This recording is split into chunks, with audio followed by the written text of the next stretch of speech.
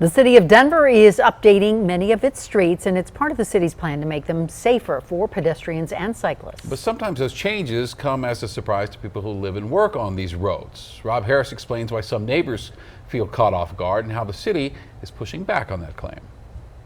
All right, we are on our way to North Franklin Street in Denver.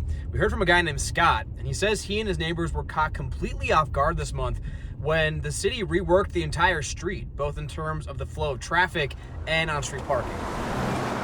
We saw right away what Scott had emailed about. A barricade now blocks traffic from turning north onto Franklin from 14th Avenue, and there are freshly painted markings on the street for bike traffic. Part of me understands why they chose our road. Like, it goes right off into like major artery streets, but at the same time, it's like you just cut off a major artery street. We talked to Isra Rosario, who's lived here for 5 years now. I found out pretty much the exact same day that the road ended up being shut down. When I came home, there's a big old like no turning and no through. I reached out to the city about this. I was told several virtual community meetings were held between 2020 and 2022, and public surveys were distributed for feedback. The city also says it sent out this postcard about the changes before construction started. But Rosario says the postcard didn't arrive until after work had begun. I check my mail every day. I would have known whether or not we had a postcard inviting us to a forum of some sort. The city says this is part of a broader goal to keep bikers and walkers safe going to Cheesman Park, which is just a few blocks from here.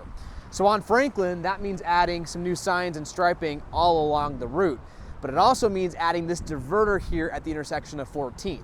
The city says it's not turning Franklin into a one-way street, but it is hoping that by eliminating the northbound turns here at this intersection, it can cut down on some of the through traffic.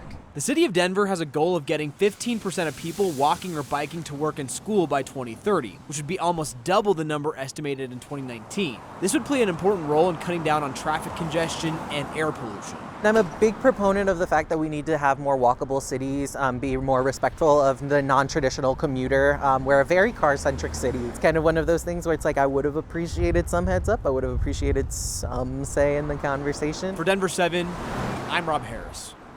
And Denver officials say the work on Franklin Street will be complete this summer, weather permitting. And this construction's happening all over Denver, part of Denver's Neighborhood Bikeways project. And that plan calls for 44 miles of new bikeways along 27 different roads. But similar to Franklin Street there, neighbors in other parts of the city are also pushing back. In March, we told you about a group of homes in Sloan's Lake. The project there would have removed all street parking in front of them, but the neighbors complained to the city. The city ended up reworking the plans and letting them keep those parking spots.